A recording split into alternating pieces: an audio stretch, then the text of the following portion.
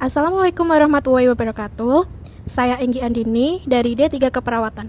Baik, saya di sini akan menyampaikan sedikit materi yang berkaitan dengan konsep fisika. Oke, ada yang tahu dengan autoclave? Kalau ada yang belum tahu, yuk kita simak bareng-bareng. Di sini saya akan menyampaikan materi tentang autoclave. Apa sih autoclave itu?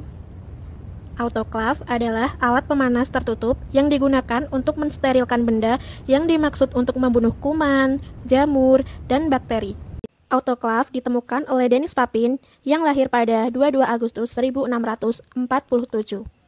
Baik, selanjutnya saya akan menjelaskan cara kerja autoclave.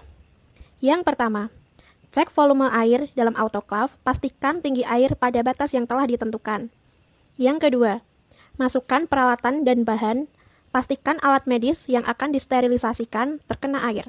Yang ketiga, tutup autoclave dengan rapat agar uap tidak keluar. Yang keempat, nyalakan autoclave dengan timer 15 menit, suhu 121 derajat Celcius. 5. Tunggu air sampai mendidih untuk menciptakan uap yang memenuhi syarat kompartemen autoclave. Kemudian kencangkan klep pengaman sampai selesai. Waktu 15 menit dihitung mulai dari tekanan mencapai 2 atm. 6. Jika alarm telah berbunyi, berarti tanda telah selesai. Tunggu tekanan dalam kompartemen turun, sehingga tekanannya sama dengan di udara lingkungan, adalah 0. Yang ketujuh, angkat isi autoclave dengan hati-hati.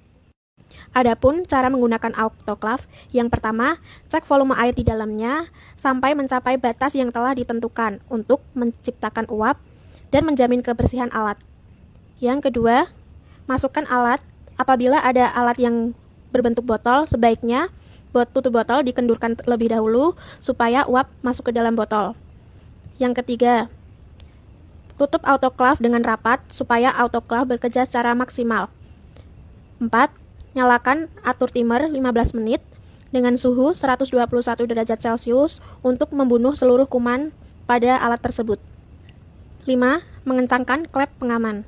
Selanjutnya, ada manfaat dan efek positif pada alat autoclave, yaitu membersihkan atau mensterilisasikan alat yang telah digunakan dalam bidang kesehatan supaya terhindar dari kuman dan bahaya bakteri yang sudah menempel pada alat tersebut. Berikutnya, alat bisa digunakan berulang-ulang karena dengan adanya autoclave, alat bisa disterilisasikan. Berikutnya, mengurangi pembuangan limbah.